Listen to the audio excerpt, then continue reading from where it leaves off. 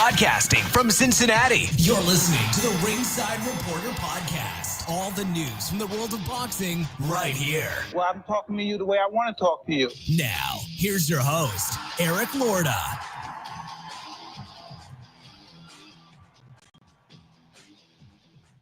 And we are live. Welcome to the Ringside Reporter Show, where we talk about the latest boxing news. If it's related to boxing, we'll talk about it right here. My name is Eric Lorta, and I'm here with my co-host, Joe Habib. We got a great show for you today, and if you want to call in, 570-530-8316. Let's get it started. DAZN yesterday, Joyce versus Hrgovic.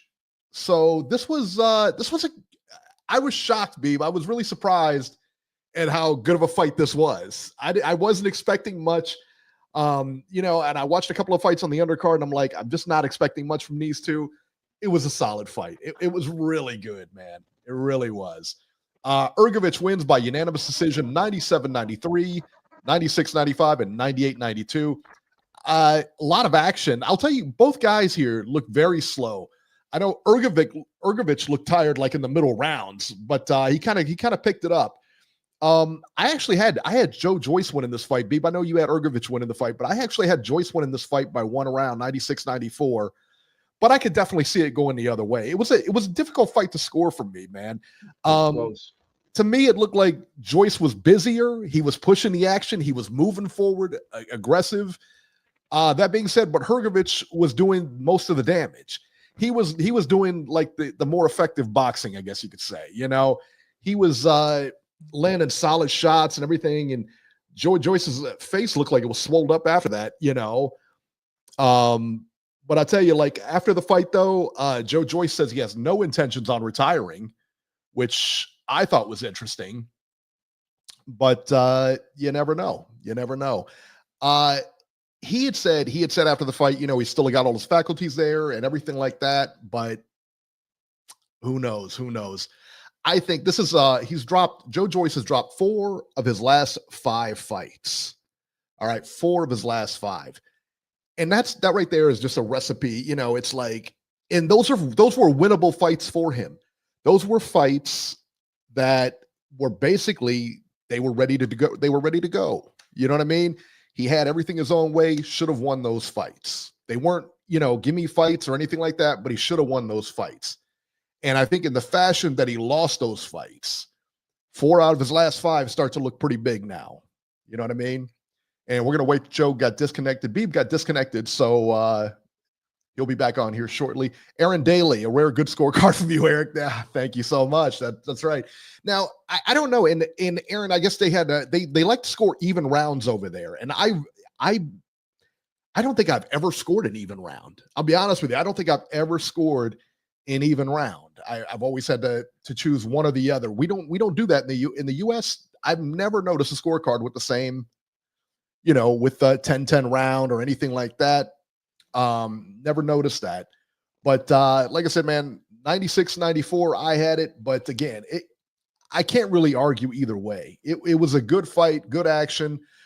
But I will tell you this. On the heels of that the non-retirement announcement from Joyce. He said he's got all his faculties, wants to keep fighting, blah, blah, blah. He looked dog slow. And let me tell you what, Joyce always looks slow. This was bad, but both guys look slow. You know what I mean? So it's interesting to me. I don't know. Having some internet connections. What's that? Yeah, Joyce did look slow. Yeah. But Hrgovic did take the fight on, short. No, are you back? Oh, you froze up a little bit. Are you back? No, I'm here. Yeah. Yeah. You had some. You cut out there for a minute. Okay. Yeah. we actually lost you for a minute, so yeah. But I don't know if there's an issue with StreamYard, but I know the internet is fine over here. I'm getting good speed results. So I don't know if there was an issue with the software because it's got to be. I'm sure it's you. It can't possibly be me. You kind of spun out there for a while. This is listen. I had Beeb Industries come by and set this up personally, so I know it's tip top. Yeah. There you go. We'll battle through it. Big Texan says Beeb is looking great as usual and gives you a big kiss. Oh, that's so nice. Beeb's got the best fans. Beeb, how did you have this fight scored? I had it 6 rounds to 4 for Hrgovic. I thought Hrgovic, like you said, did the cleaner work. Joyce was doing great work with the jab. You could see how it busted up Hrgovic's face a bit, but I didn't think the aggressiveness of Joyce was entirely effective because he wasn't landing a ton of shots, but he was pushing Hrgovic back, and you could argue Hrgovic stole the rounds kind of, because even though Joyce was pushing him back and Hrgovic wasn't doing a lot during the first minute and a half, 2 minutes, Joyce really wasn't landing at that time. But then towards the end, maybe the last 30, 45 seconds, Hrgovic would land a big right hand. And he seemed like he couldn't miss him with that right hand. For whatever reason, Joyce has problems with those straight shots down the middle, I notice. He's got problems getting hit with every shot. Yeah. I mean, he does. Yeah. And you saw it with Zhang, how Zhang was like threading the needle and just pummeling him and strafing him with that straight left down the middle. And you saw it yesterday as well with Hrgovic with the right hand. But I think Joyce did better than we expected. But Hrgovic did take the fight on short notice, so you have to wonder how well he was prepared. Obviously, it wasn't optimal for him to have to take a fight on short notice. We don't know how good the camp was. I'm sure he would have done much better if he had a longer camp, if he had more time to prepare and he didn't have to just jump in there at the last minute. So, regardless of all that, like as you said, the fight did turn out to be a much better fight than we anticipated. Joyce was like a 3-1 underdog, and being a 3-1 underdog, coming off some of those losses that he's had. I think he lost his last 4 out of 5 fights or something like that, and having to battle back from that and being able to put on a performance like this, it's a close fight. A lot of people are calling for him to retire off of this, but I don't know. I mean, he didn't look that bad, but we'll see. He's 39 years old. Will he ever attain that championship level again? We don't know. Probably it's highly questionable if he does, but unlikely. It's 4 out of 5. I mean, think about that stat for a minute. He's lost 4 of his last 5. Yeah. After rolling off how many straight, beating Dubois and everything like that. Yeah. And rolled off all those straight and was doing very well.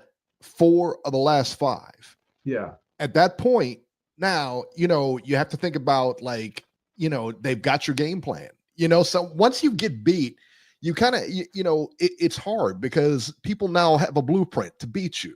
When you're undefeated, they don't have that, Yeah. But they've got a blueprint to beat him now. And so 4 out of the last 5, and especially just for me, the way he looks, he just looks sluggish. Yeah. And imagine him fighting Dubois again, because Dubois has gotten better and he's kind of dipped since the last time they fought. So just run that back and it'd be very play out, Yeah, really would. Jersey Bob says Joyce is a mummy and a good heavyweight destroys that corpse. He's right. He's always that's who he reminds you of, the mummy. He always, there's no head movement, there's no nothing. That guy can take a shot though. Let me tell you what, he can take a shot. All that being said, should he retire? Probably. Yeah, he can definitely take a shot. But I will tell you this. I scored it for him yesterday. A durable guy. Yeah, I scored it for him yesterday. So hey, in my opinion, he deserves the win. He deserves to go forward. That's just me though. Yeah. All right. So let's see here. B, who was on the undercard of that fight? Do you remember? Because there was a controversial hit where the guy, I guess in the previous fight where the ref broke him up and the guy got knocked down on an uppercut or something. Did you see that? Yeah, it was David Adelaide. David Adelaide, that's who. Yeah, versus Jamie Tvaki, and I thought the ref did make a mistake here because again, I thought so too. If you're gonna break them up, right, and you call for break, you got to say stop. You got to say stop. And He didn't really say, he said break, but he's got to say stop. And if you don't jump in there, right? And if you are going to jump in there, you put your hands and you separate them. You put your hands in between and you push their chest maybe. You may grab their shoulder a bit. You should You have to never, assert ever, yourself. yeah, but you should never, ever put your hand on the glove because a fighter has to protect themselves at all times. And if you put your hand on their forearm, their glove, and you grab it, they are not able to defend themselves because you are essentially taking one of their arms away from them. So how's he supposed to protect himself? So Can't do that. They're saying that this could be turned to a no contest. So there's a lot of question marks here on what they're going to do with this decision, if they're going to overturn it and make it a no contest. I think you have a strong argument for doing that. I think you got a strong argument for a rematch. And we'll see how the board handles that one. But I know if it's here, I don't care what you've done or what you do, you're not going to get that decision reversed. I know. It just is. You saw what happened with Tank Davis. So right. I mean, you ain't getting anything reversed, you know. They're not going to fix that. Yeah, and I think boxing, thank you so much, because it's a good time to remind Beeb that he called Dubois a quitter. That's right. Against Joe Joyce. That was you. Called him a quitter, said he shouldn't fight again, just ran him through the mud. And now he's heavyweight champion, son. That's crazy. There you go. There you go. Yeah. I told you not to count him out. That's what you do, though. I don't understand it. Anywho, ESPN, the other big fight of the weekend, Tim Tsyzu versus Joey Spencer, 10 rounds, junior middleweights. Man, Tim Tsyzu, this was a walkover, basically. Knocked out Joey Spencer in the fourth. It really, Tszyu looked good here. I thought he looked good. It was a good comeback fight for him. He just dominated. I mean, other than the first round, which I thought was like more of a feel-out type of round, he just turned from second on. He just turned it on, and that was it, man. He just dominated this guy. What I really liked that I saw from Tszyu is the combinations. He threw a lot of combinations. It wasn't just one and done. It wasn't 1-2. It was a lot. 5-6 punch combinations at one point. It was really good stuff from him. I thought he looked great. It was a great outing for him. It was a good comeback win for him, but it was a good fight for him, a good comeback fight for him. The one thing you really got to remember, though, is that Joey Spencer is not on the same level as Tim Tszyu. I like Joey Spencer a lot. And we've all watched him come up through the PBC and stuff. He's not going to beat Tim Tszyu. I mean, I hope he got paid a bunch of money for going, to Australia and everything like that.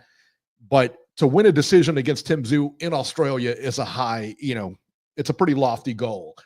To win, to beat Tim Tszyu, by knockout, which was his only fashion, he wasn't going to knock Tim Tszyu out. Joey Spencer is a good prospect. He's a good solid fighter, solid contender, solid journeyman contender type of fighter.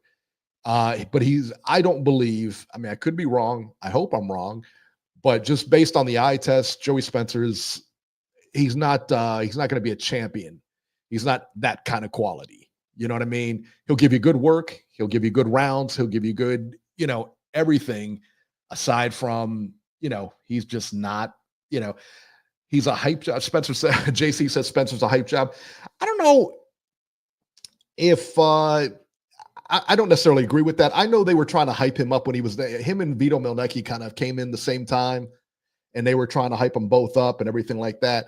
I just think that Spencer's good, but again, he's not Tim Tszyu. Edward Torres said he's not sold on Tim Tszyu. Well, I mean, he's had a couple losses. He's had a couple rough nights. But I will tell you, it looked good. He looked good last night. But again, you got to kind of figure the caliber. He was fighting Joey Spencer. Not the same type of caliber that he lost, that he had guys lose to, Can we have Beeb upgrade from AOL? We're going to try, man. I tell you what, we're going to try. He's on that dial-up internet, I think. So we'll get him back in just a few minutes here. Joey Spencer is Glenn Tapia 2.0. That was good. Joey Spencer's a club fighter. That's kind of harsh. I mean, that's pretty harsh. So I don't know. I wouldn't call him a club fighter, man. Boxing says Beeb doesn't respect the show. How dare you, Beeb? Doesn't respect it. All right. Let me bring Robert on here. 530, Robbie. Hello, Eric. What's up? What's happening? Beeb's on the dial-up internet plan today, so he's in and out. Well, that's America Online for you. That's right. That's right. That's right. First of all, so let me ask you a question. Joe Joyce. Okay. Let's go to the Joe. Actually, let me stay on Tim Tsyzu real quick. Tim Tsyzu and Joey Spencer. Obviously, Tim Tsyzu won the fight. He looked great in doing it, I thought. Yep. And we know Joey Spencer's not really on the level. Yep. You know, but he looked good. I thought he looked really good. Yeah. What were your thoughts? No, Tim looked good. This was a good comeback fight for him. And I hope that he is correct and he does get that fight with Keith Thurman. I think that'll be more of a barometer on where Tim Tsyzu is, because Tim Tsyu's coming off of two losses. This is a good comeback fight for him. Thurman hasn't fought in a long time. He had an easy knockout, in March. So I think that's a good fight for both of them to have, and we'll find out who's got what left, whether Thurman has anything left or Tszyu has anything left. And as far as Spencer, he will give you work, but basically he's a younger version of a gatekeeper these days. Yeah, I think so too. He's going to give you a good fight. He's going to give you a good fight, but he'll never win a title. Now, the only exception to that is the middleweight division is so weak, Eric. He could move up to the middleweight division and might win a title there. It's possible. Do you really want to see the Tim Tsyzu versus Keith Thurman fight? No, but I think it's a good fight for both of them. And remember, when PBC was going to start their contract on Prime, that was going to be their very first fight, Tim Tsyzu and Keith Thurman. Sebastian Fondora had to come in and substitute for Keith Thurman because he got hurt. Remember that? That's how Sebastian Fondora got that fight. So, I'm sure the PBC will want it, and I think it'll be good for both of them. Whether I want to see it or not, I don't know. Who knows? Who knows? I don't want to see it. So, let's talk about Joe Joyce and Filip Hrgovic. How did you have that fight scored, Robert? 96-94 for Hrgovic. And I do think that Joe Joyce needs to find something else to do, Eric, because you're absolutely right. He's extremely slow. And, he's going to be 40 here soon. And I don't see him picking up any more speed. I don't know how really competitive he can be on the heavyweight level. Who are you going to throw him in again? I really don't think he's got much left. Maybe I'm wrong, but that's the way I see it. I had him win it. I tell you what, and I don't disagree with you. But I did have him winning that fight last night, and I think that's the other thing. Like, I had him winning that fight, right? But again, if I didn't see him again, I would probably be okay with it, because there's no unanswered question for me. Because as soon as he steps up his competition, he's gonna lose big time. Could you imagine Joseph Parker in there with him? Or anybody else in there with him? No. Any top tier guy in there with him? Remember, that's the last loss that Joseph Parker had. Joseph Parker would love to get him back in the ring, because I'm sure he wants to pay him back, but it would not be competitive now. You might see Parker and Hrgovic fight, because now, granted, Philip did take this on short notice, so he did not have a full camp. So it might make a difference if he's given a full camp.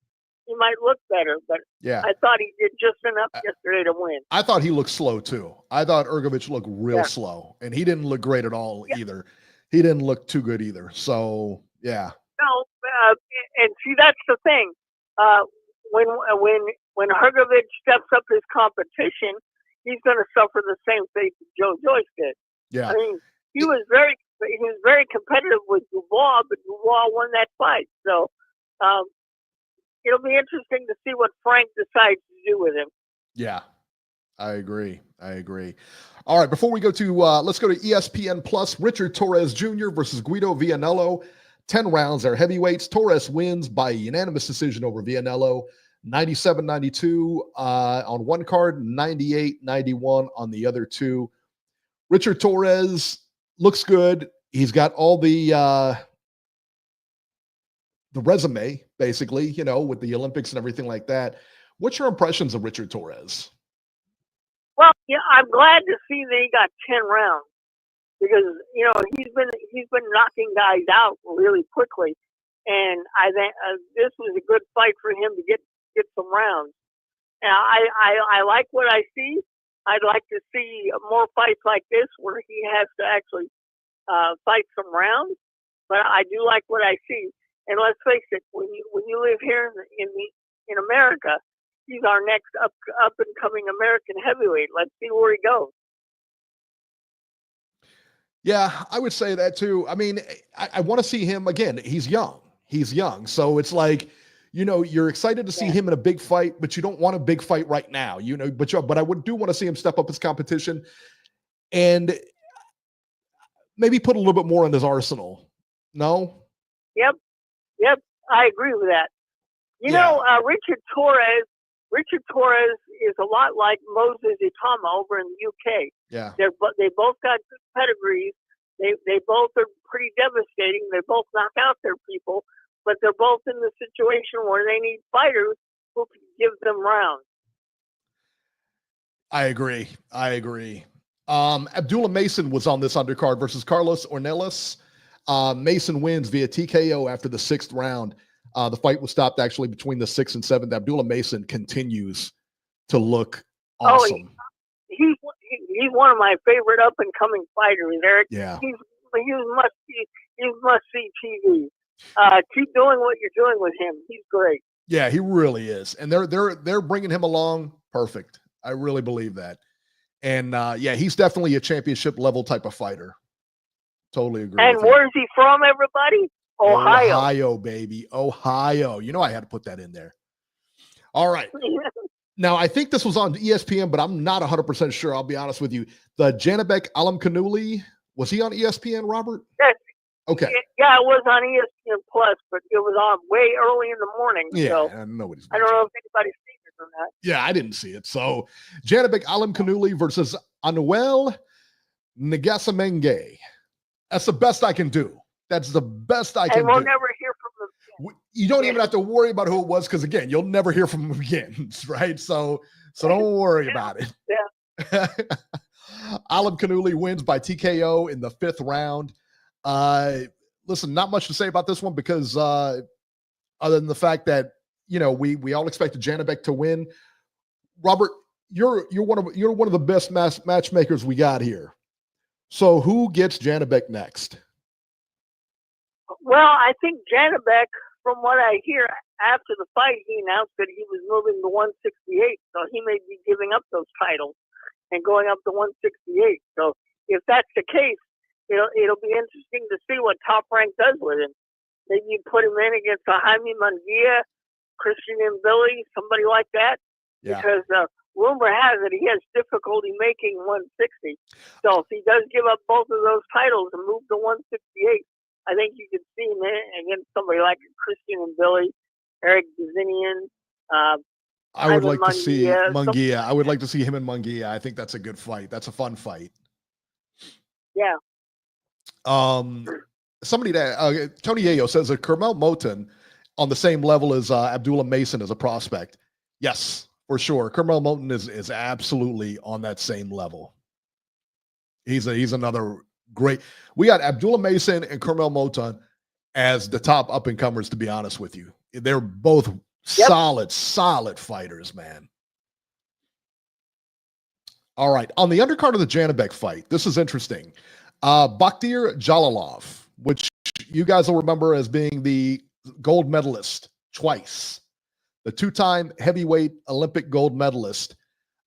He fought a guy named Igor Shevardzuski. I don't know.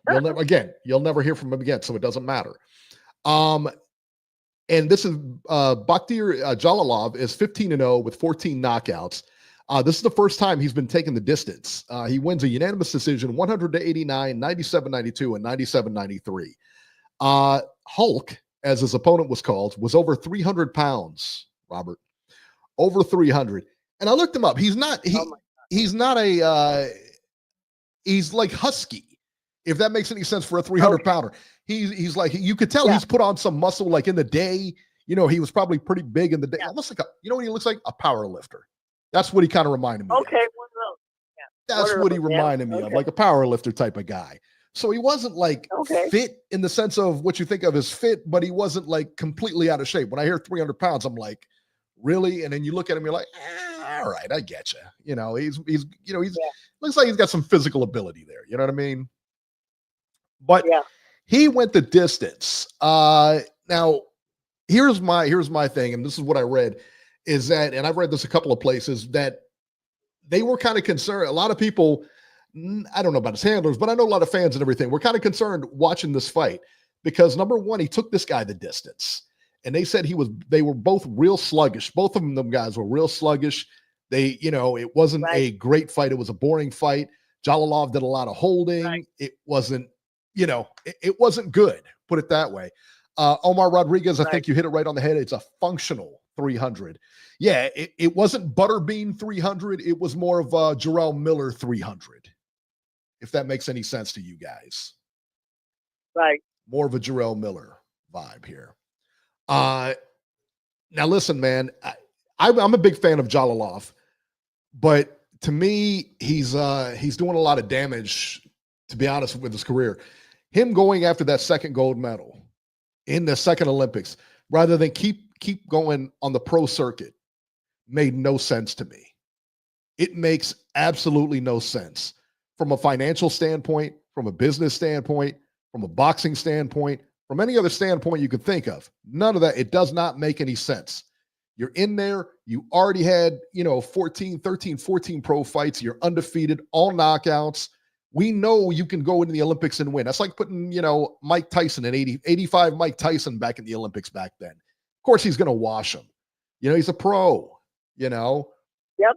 He's knocking out everybody in 90 seconds. So for Jalolov to do this, and then, you wonder, listen, there's such a short window in boxing. There's such a short championship window, right? With that being said, for you to go back to the Olympics, it's a waste. It really is, because you've proven what you've already proven before.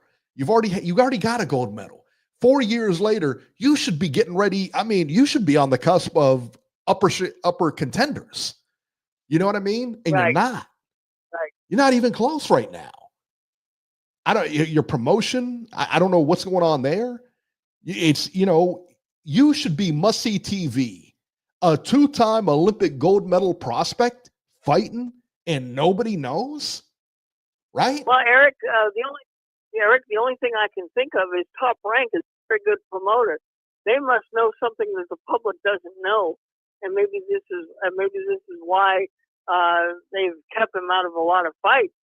Maybe there's something that they know that the rest of us don't. Yeah. You know what? And that's not the first time. I will tell you this, man. That is not the first time we've seen that, is it? I mean, it's not. I mean, we've seen it with what's his face, Saddam Ali. We've seen it with Saddam Ali in the sense that, like, listen, this kid beat everybody in the amateurs, and when he got to pros, it wasn't the same thing. And you'll see promoters like who's the Puerto Rican, the 16-0 Puerto Rican who fought Canelo last? Who was that? Edgar Berlanga. Berlanga, that's right. Thing. Same thing. Yeah. And Top Rank dropped him undefeated. This is a guy with 16 first-round knockouts. Now, listen, if I was his management, while the streak is good and it keeps people coming back, that was never number one, that was never a good idea. And it was never a good idea to feed into that either.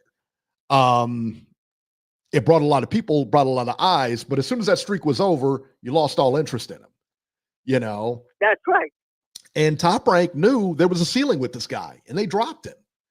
And the same thing, I know Saddam Ali re-upped with Golden Boy, but the same thing happened. They fed him to Jaime Munguia, who was bigger, stronger, everything like that. So they Right. knew there was a cap on him.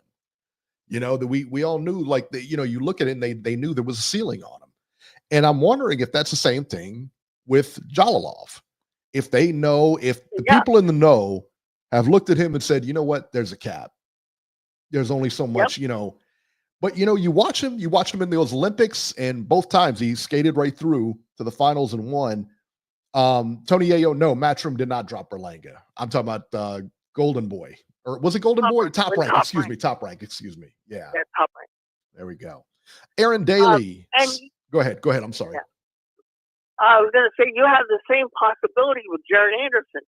Jared, Top Rank was doing good things with Jared Anderson, but as soon as he went against him and took that Martin Piccoli fight and got smashed, he hasn't been the same since. You might see Top Rank end up dropping him.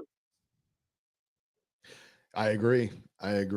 Aaron Daly says, how is Mason, speaking about Abdullah Mason, still a prospect? He's had 18 fights, been a pro for 4 years, and has a pretty deep amateur resume. Am I missing something? Yeah, he's not had a top fight yet. He hasn't been given. Yeah, and, you know, that's, I mean, I understand a prospect that's coming out of, you know, 1 through 5 fights or whatever. I get that.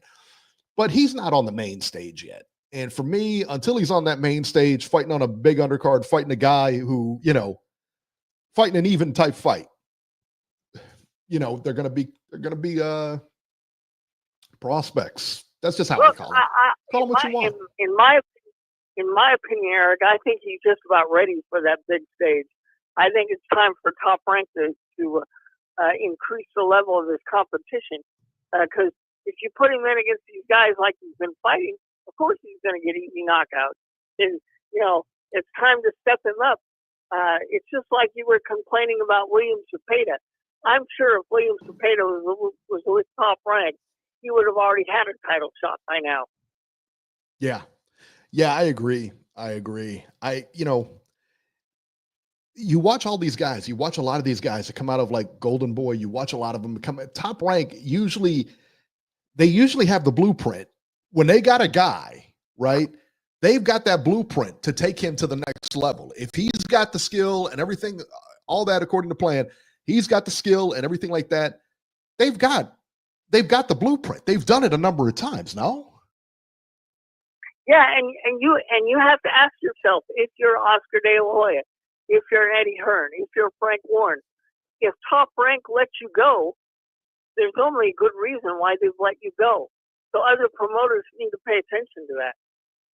Yeah, and you know what? It's you know, I think the Berlanga case, that case with Berlanga, is, you know, it reminds me a lot of the Jalilov. Is he going to fall into that? Is he going to fall into that Berlanga camp, or will he pull his way out of it? Or remember Zhu Shiming? Was he two-time? Comes out, and I mean, the most touted prospect in years.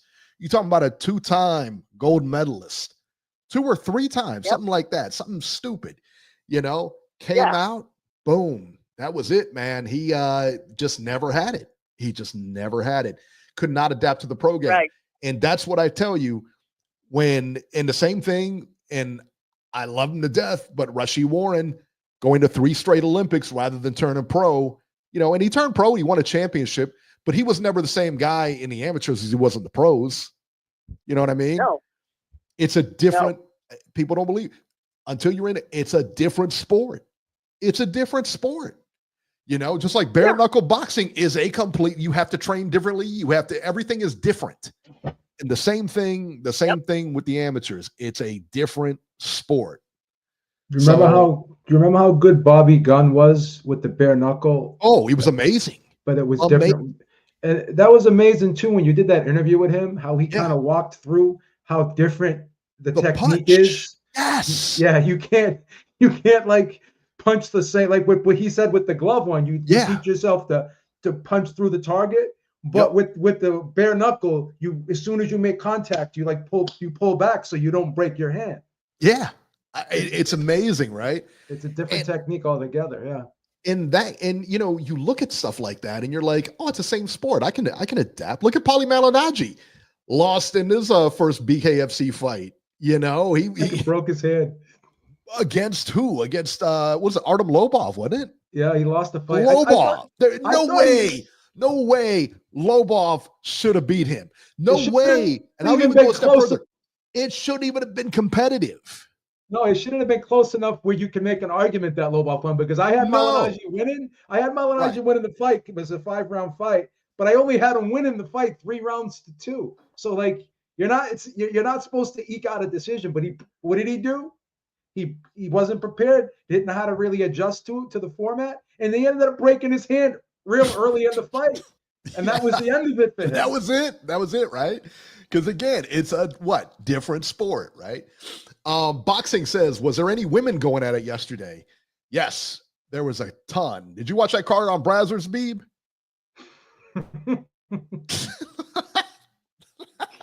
I watch cards on Brazzers every week, yeah. I watched it on Brazzers. I had it on like replay. It was just rewind all night.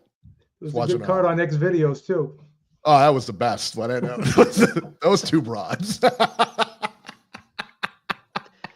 You know, that card on July 11th is going to be an all-female card, and I don't know. So, do you really need this? Like Amanda? Is there Serrano, anybody else fighting on July 11th?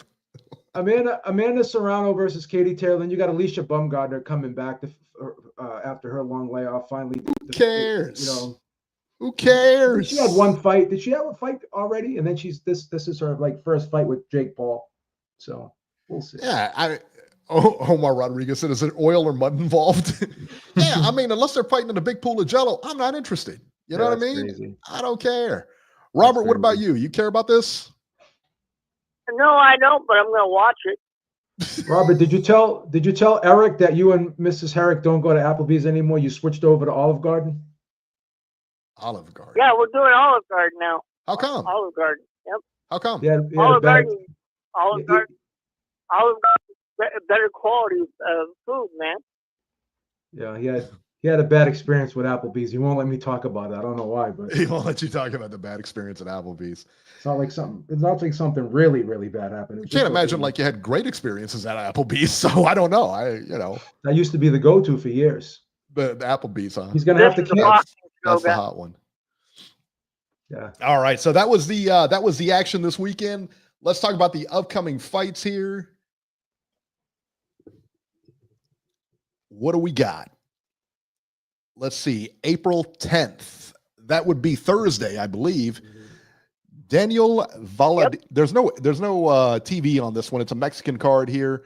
Mario Alberto Cardenas Gloria versus Daniel Villardes. So there you go. 8 rounds, junior flyweights. Not sure if it's in Leon, Mexico. So I don't know if there's a TV on it or not. Doesn't show it. Let's talk about the big one, though. Let's forget the Mexican card for a minute here. Let's talk about the big one. April 12th, Saturday, on DAZN, Atlantic City, New Jersey. By the way, you guys pay for this.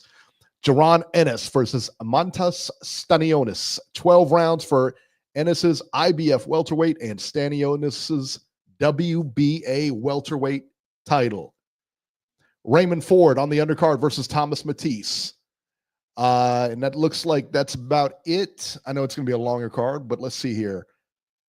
Nothing going on. That was it. That's the big fight this weekend. Let's talk about it for real quick. Jaron Ennis. I think Jaron Ennis is the best welterweight out there, with the exception of Terrence Crawford, who, of course, is no longer a welterweight anymore. I think Jaron Ennis has been waiting for a big fight. This is his big fight.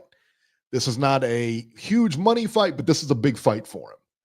And Stanionis is a tough guy, very good fighter, champion. This is going to be a tough one, but I think Ennis wins. I don't think he knocks him out. I think he wins a decision, and I think he wins a rather easy decision. I was talking about this with Robbie. Do you realize he's like almost a 6-1 favorite in this fight over Stanionis? Those are pretty wide odds, no? Stanionis worth a little bit of a value play here, in your opinion? No, because he's not going to win this fight. But I'll tell you what, if I were to bet on this fight, I would bet it going the distance. Okay. I don't think there's going to be a knockout here. So you can bet the decision prop in. Then I would definitely bet the decision prop here. And that's coming off my 5-unit loss yesterday to Duke. So there you go. That's hilarious. So yeah. What about you, Robert? Who do you like in this fight and why? I like Boots, but I honestly believe that this should be his last fight at 147. I'd like to see him move up. He's a big guy, and I think he needs to move up in weight. I think he's been killing himself to make 147. I think he should be up at 154. That's my advice. I think he wins this fight, and he should move up because who are you going to fight next? Brian Norman? Well, he can beat Brian Norman, but I don't think he should stay at 147 any longer. I think he should go up to 154. Yeah, I don't hate that idea. Everybody else seemed to move north when he was there. So 154. Theoretically, you have Spence there. You have a bunch of you just have a bunch of other fighters there. Is Spence going to fight again? That's another thing. Is I don't think so. Fight again? I think I honestly don't think so. Yeah, I do. I honestly don't think so. But I thought Deontay Wilder was done too. Apparently, I was wrong. Yeah, that's true. That's true. Yeah. So, but no, that's my honest opinion. Boots is a good fighter. He'll win this fight, but I firmly believe that he should no longer be at 147. He should move up to 154 and be in the mix with Boachuk and Ortiz and all those other guys. I mean, 154 is a good division right now. Yeah, I would agree with that. Give me 2 seconds here. And that Raymond Ford Thomas Matisse fight, that should be a pretty good fight too. That's a good one too. That's definitely a good one. That's not bad. That's not a bad fight. Not a bad fight at all. So Robert, who all right, help me out here. Who's the welterweight champs? I know Stanionis and Ennis. It's Stanionis, Boots, and Brian Norman, and I don't know who the fourth is. Let me see if I can find out here. Brian Norman Jr.'s got the WBO. Stanionis, I think, has the WBA, and Boots has the IBF. No, Boots has the IBF, but I don't know who's got WBC. All right. Barrios. Barrios has a WBC. Barrios, yeah, Mario Barrios and Brian Norman Barrios. Jr. Yeah, and I guess Brian Norman Jr. was talking about fighting Barrios, and yeah, that would be interesting too, because I think Brian Norman would beat Barrios, and then you could have finally have Boots versus Brian Norman Jr. in a unification. But there's who's the Japanese guy that Brian Norman was talking about fighting going over to Japan, Robert? Do you remember that guy's name? He's supposed to be I don't remember his name. Yeah, he's gonna be the #1 contender. If anyone in the chat remembers his name, maybe I'll look it up. But he's kind of a big name over in Japan. So they were saying that Brian Norman Jr. would fight him over in Japan. And Brian Norman was saying, oh, yeah, I could make the same amount of money fighting this guy than I would fighting Boots. We'll see. Same thing with Shakur Stevenson. He became a free agent. And now all of a sudden, he's having problems now getting the money he wants to fight, Zepeda, right? He's complaining about what he's being offered to fight Zepeda. Now he's like, oh, Turkey Al-Sheikh offered me this, that. So, the market's going to tell you what you're worth. It's that simple, that the market's going to tell you what you're worth.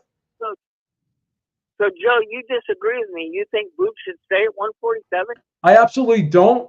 But here's the problem, Robert. He's so hell-bent and adamant about becoming undisputed at 147.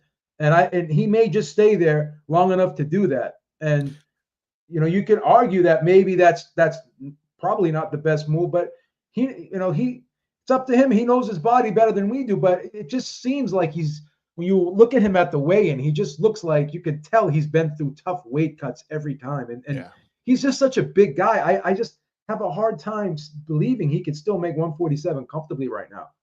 That's my thought.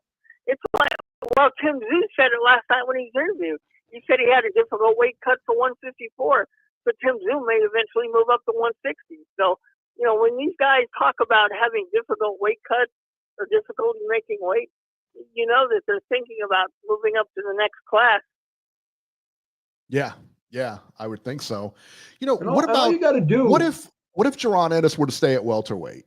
Say he wins Saturday, and what say Teofimo comes up?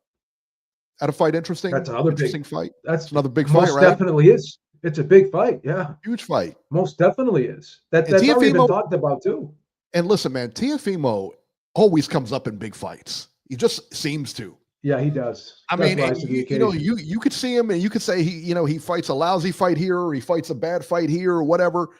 But man, I tell you what, when the lights are on, he comes to fight, and he's always he does it. He wins. You know what I mean? That Josh Taylor fight shocked me. You know, I thought Taylor was going to walk right through him, man. Didn't happen. I think we're going to find that out come May 2nd, and he's going to turn it up for that fight. And that brings up another topic of discussion, guys. Do you know that we're going to be charged 3 pay-per-views within a 7-day period? We're going to have to pay for Hunter Band, Chris Eubank.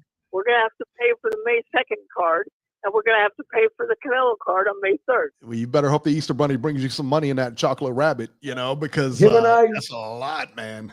Him and I were going over the accounting over there, right? Yeah. And he's worried about being able to pay for all those. I said, we did the numbers. He'll be able to do it. He just did the numbers. He'll just have to skip a couple Applebee's for the month. That's all. So we went over his finances. We squared it away. Right, Rob? We squared it away?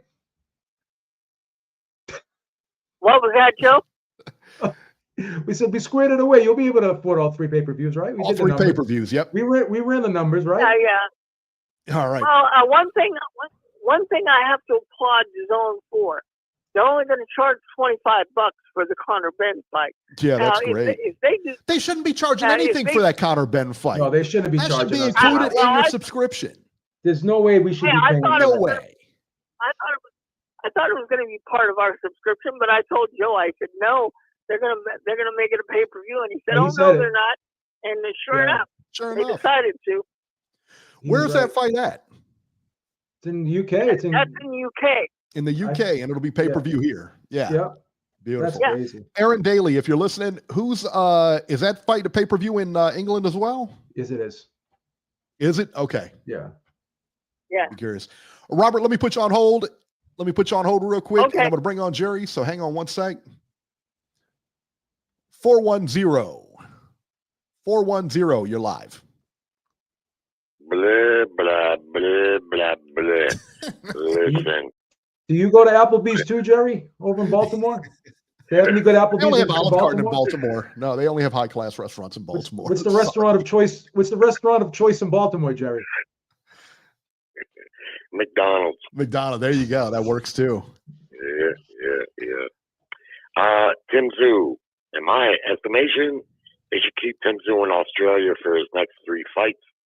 Set him up kind of easy and rebuild his career. He has potential superstar status there.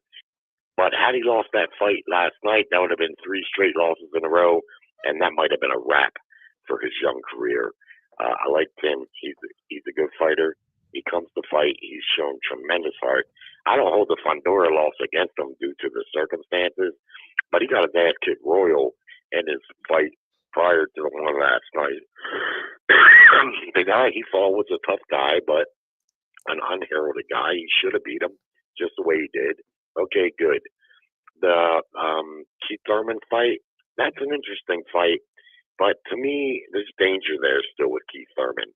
Even though he's been incredibly inactive, you've seen in his last fight, he's still athletic.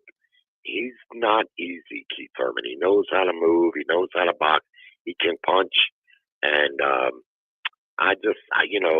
whether Tszyu can beat him or not is a debatable thing, but I just wouldn't put him in there against him right now. He needs to put some wins together. The kid from Ohio, he's a good fighter. I like his style. He's aggressive. He's got work to do, though. He's far from flawless. If his opponent had any power, that might have been a different fight last night because he was getting hit at times where Tim Bradley's right. He was loading up way too much, especially with the hand speed that he has. I mean, he would have thrown some combinations, probably would have got that guy out of there sooner, but he's just loading up on every shot. He's getting squared up at times, getting caught. Defense a little bit leaky, but overall, he's a good fighter with an exciting style. Richard Torres, that was a slight step up for him last night. It was a perfect fight, really, in his development, because it was time for him to step up. And you see what happened. Even though it was a moderate step up, he didn't knock this guy out. Torres can punch, no question about that.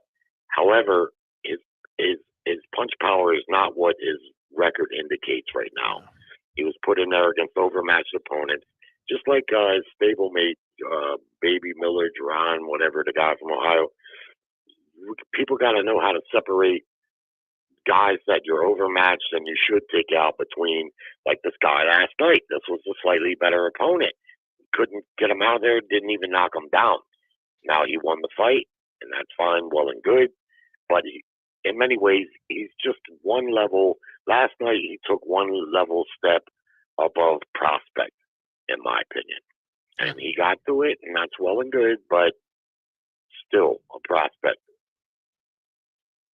Yeah, I don't hate that. I don't hate that at all.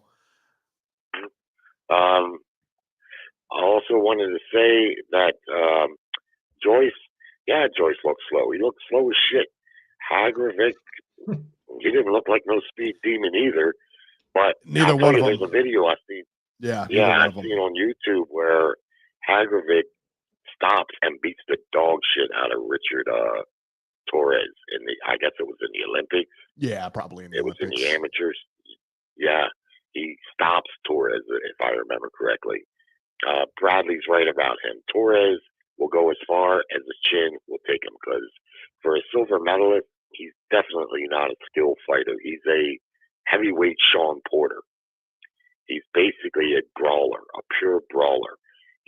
And that's not a bad thing. I mean, you got to be able to deal with that. And a lot of guys might not be able to deal with that, especially the first 3 rounds. But you've seen, after the 3rd or 4th round, all that effort that he put forth didn't get the job done. And then it was Vianelli or whatever his name, he started to eat his lunch a little bit. Torres caught his second win around the 7th round and was able to finish good enough to get the win. But he's a fast starter, but like any fast starter, after 3 or 4 rounds, if he doesn't get the job done, he's human. He's going to slow down some, and that's what happened in that fight. And like I say, he survived it, and he did decent to do that. But I wouldn't get too overly excited about him right now. His best thing he's got going for him is the heavyweight division is not that good right now, with Usyk and Fury basically out the door, and AJ, who knows, he can maybe be close to the top of the next group of guys for what it's worth. Yeah. Yeah, I would agree with that. And that's about it. There you go. Right? All right, Jerry, Right, we're going to get running, man. Thank you so much. There we go. Jay Cole, Henderson, Nevada. Thank you so much, my friend. We appreciate it. And Troll, thank you so much. We appreciate it. Let's see here. Let's give me 2 seconds here. Let me bring Robert back on. Robert, you there? Yeah, I'm here. Just hang on. Oh, Jesus. You got to be prepared. Like when we go to you, you got to be locked and loaded. That. You're supposed to be locked. You got a cordless phone. Take it in the bathroom with you. Who cares? All right, listen. All right, news and rumors here. This is beautiful. Go ahead. Thank you. I have the floor now. WBA heavyweight tournament, which sounds great. Robert, does this sound great or what? It sounds all right. Sounds all right. I get the feeling. Yeah, you know where I'm going. You like everything anyways. All right. No, I don't. The WBA has confirmed a 4-man tournament. Jesus Christ. Yeah, that's what I'm saying too. Kubrat Pulev, Fabio Wardley, Michael Hunter, and Jarrell Miller. I don't even care who these guys fight. I really don't. I don't care which one of them fights who first or who second. Looks like Pulev is going to fight Michael Hunter, and Wardley is going to face Jarrell Miller. The Wardley-Miller bout is scheduled for June 7th in England. And then Pulev and Michael Hunter, they're having some they're going to get to the terms together and everything like that. Guys, what is the WBA doing here? I mean, listen, I don't hate the tournament format. I just am not crazy about the people in this tournament. I'll be honest with you. They've got Pulev in there, by the way. Yeah, I don't like that fight. Miller? I like the Miller Wardley fight because I think that's a little bit intriguing because again, Miller had a good performance against Andy Ruiz. I thought he won that fight. And they had it a draw. I thought that was a bad decision. And Wardley's on the come up. Like he's looks like he's got some potential, and he's been looking better and better each time out. And this is kind of like a barometer fight for him to see if he's like in that top 10 level, right? Yeah. So I'm intrigued by that fight, but I don't even know why Pulev is still fighting. I don't either. That's no disrespect to him. But what about Jarrell Miller? How's he even fighting? Yeah, all the drug stuff he's been through and everything like that, and they're giving this guy a place. Like, what did he do to earn this? Yeah, like, quite honestly, I'll be quite honest. What did any of them do to earn this? Nothing. Yeah, they did nothing. Again, so this is a heavyweight tournament, right? Okay, so what does that mean? At the end, are you the champion, or are they going to make you another, WBA double interim title or whatever? I mean, really? Who knows what Usyk's gonna do? He may fight one time, two times tops, and then he may just walk away. I just can't see Usyk fighting on for more than. No, he's already old. He's already an older fighter anyway. Omar Rodriguez asked if these fighters are from multiple promoters. I couldn't tell you. I don't know. I would imagine. It's probably going to be on DAZN. These are going to be DAZN fights. I think you could. I don't know. You could speculate that maybe Turki Al-Sheikh will be involved in some way. Frank Warren or Eddie Hearn, maybe. Yeah. Frank Warren. Yeah. I think Frank Warren promotes Fabio Wardley now, right, Robbie? If I'm not mistaken. That is correct. Yeah. I think the one that's going to benefit the most from these four guys is Wardley. I think Wardley will beat Miller.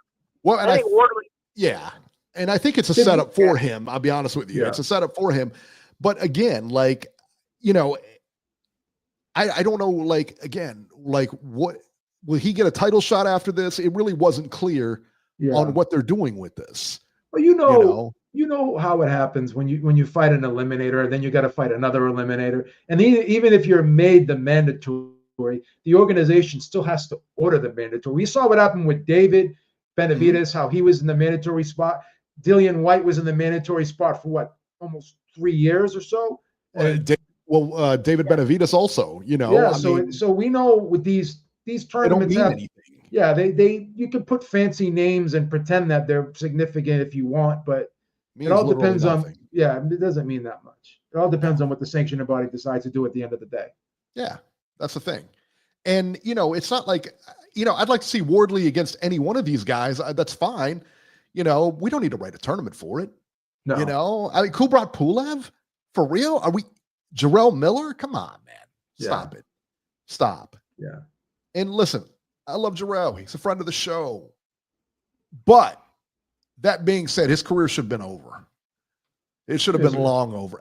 I mean, it was a mishap. You got to give people. It was a mishap. And let me tell you what, he has not looked good. Like his third chance. Yes. Everybody deserves a 27th chance, Why not? I mean, how many times in life have you gotten 15 chances? Right. Beeb Senior says you do something wrong one time, you get the backhand, you get the switch. And you're out. You know what I mean? And you're done. That's it. Also in news, Caleb Plant and Jermall Charlo will fight, but not each other. Apparently Turki Al-Sheikh is putting something together where I guess these two are going to fight on an undercard, and then they're going to look to fight later on this year. I don't hate the fight. I like the fight. Listen, I like Plant and I like Charlo. I think it's good that Charlo is going to get back in. And I think Plant could have fought him right now, but I don't think I think it's a good, while I hate what they're doing, while I hate that we got to wait for it, I think it's a great move on Charlo's part because he's been out for a minute. And he's got to get that rust knocked off him and everything like that. And Caleb Plant hasn't fought in a little bit either. When was the last time Plant fought, Robert? in September. Yeah. Trevor McCumbee. Yeah. Okay. So not too long. So he's got, I mean, And, he's definitely more ready to fight than Charlo is. When was the last time By the Jamal way, fought? the last time Jamal fought, oh my God, I couldn't It's even been a tell you. minute. Yeah. But they did set up that date is going to be May 31st. They advertised yesterday on Prime during the Gotcha. Tim Tszyu fight. Okay. Yeah. That was perfect. Another thing I was telling Robert too is they did some really good work with that Prime app, because I saw how they like have the sections now for like all the leagues. They have like the little circles with all the leagues, and they have the PBC, the one. They have AEW, and you just click on these links there, and you have all the archives of all the events. And even if you didn't buy the pay-per-view, I think they're immediately archiving pay-per-views, which with DAZN, they don't do that. So if you don't buy the pay-per-view on DAZN, they don't archive it for like a couple months, or sometimes even a year goes by, whatever, before they decide to archive their pay-per-view events. But on Prime, they archive like that Davis Roach fight. You can watch that now if you have Amazon Prime on the app, even if you didn't purchase it. So there you go. they seem like they're stepping it up. November of 2023 is the last time Charlo fought. Wow, there you go. No wonder why I couldn't remember. Holy cow. JC wants to know if Pulev was still banging Jenny Sushi. You know, this is a family show. You know, I mean, come on. If you're going to sit here and just objectify women and everything, you can find another place to go. Please. Because, I mean, for real, like, I know, like, I mean, we like to have fun here, but that's too far. This isn't like the, TMZ over here, please. Yeah, I mean, come on. I mean, that's out of line, JC. Just Please. out of line. I know Robbie entertains that type of stuff, but Eric, yeah, I know. Yeah, we're I mean, family men. you know, Robbie wants to go on browsers on his time, and he wants to pay for Robbie all has those, several whatever. OnlyFans. Robbie has several OnlyFans subscriptions. That's his business. That's not what we do over here. No, I don't. You only have one? How many do you have? How many OnlyFans? No, I don't have any. No. I do the books over. I am your personal accountant. I know what you spend your money on. He knows. Okay, please. You're not fooling anybody over here. Let me tell you that right now. I know when we did your taxes this year, you tried to write it off, but we can only do so much with that. Jenny Sushi is in browsers. Omar Rodriguez just Jenny Sushi is in browsers. That was such a joke, that whole situation. That was weird, man, because she was over there partying with him afterwards and everything like Partying that. with him, sitting on his hanging out lap, with him, everything sitting on like his that, lap, hanging out, hanging on all the other guys and stuff. and then he too. goes in there and gets a charge on him, man. That's messed up. I don't know, man. I thought that was messed up. It's real out here. I mean, listen. Streets. If she didn't want him to do what he did, which was, that, I mean, listen, you can't do that unless you know what I'm saying? You just can't do stuff like that. Just grab her and kiss her like, hey, Imagine if that happened today, Eric, what happened to him? Oh. Same thing that happened to him back then. Same thing. It would be worse. No, you think with today's culture and environment? I don't know, man. Oh yeah, it helped a lot worse. When was Pulev's last fight? Oh my God. I want to say he fought Anthony Joshua, but I know he fought since then. 2024, December of 2024. Yeah, he fought Mahmoud Char. So not bad. Okay. Yeah. Okay. He fought Mahmoud Char. Come on. Oh yeah. I think Michael Hunter, if you've got anything left, will beat him, and that'll be an interesting fight if it turns out to be Michael Hunter and Wardley, because Wardley is a good fighter, man. This is a perfect spot for him. What he gets out of it, I don't know, but I think he can beat Hunter. I think he can beat Miller. I would be shocked if Pulev beat Hunter, because I don't think Pulev should be fighting, but that's just my thing. Oh, that's kind of harsh. I don't know. It's kind of harsh. I think this is designed for Wardley. I really do. I think this whole tournament is designed for Wardley. I agree with that. Remember how they did the middleweight tournament back in the day, the Don King middleweight tournament, and it was built around Trinidad. And he's not the one that won it though, but it was built around him. So you can kind of tell that. I was shocked. I was shocked that Hopkins beat him, actually. I was too. I mean, I thought Trinidad was going to win. I picked him to win, but I knew it was going to be a tougher fight. I figured it would go to a decision. I said it was Hopkins. I knew Hopkins was just too defensive. You know what I mean? I thought he was going to cover up, but he wasn't going to deliver like he did. Yeah, Man, he showed up that night. He looked great. They locked the trophy. They said they locked the trophy in the closet or something. They couldn't access it till Monday or something like that because they had his name already engraved on it. That was insane. Oh man, that was rough, boy. That was rough. That's ridiculous. Beautiful, beautiful. Well, listen, guys, that's a wrap, man. That's it. That's all we got. That'll do it for this edition of Ringside Reporter. As always, you can catch Joe Habib on X at jhabib1. Find our YouTube channel at ringsidereporter.com, and you can find me on X at ringside73. Guys, like and subscribe if you like what we're doing. Beeb. Populous Perception every Sunday, 10 a.m. Eastern time. Myself, Ludo, and Emil Carr, Maestro.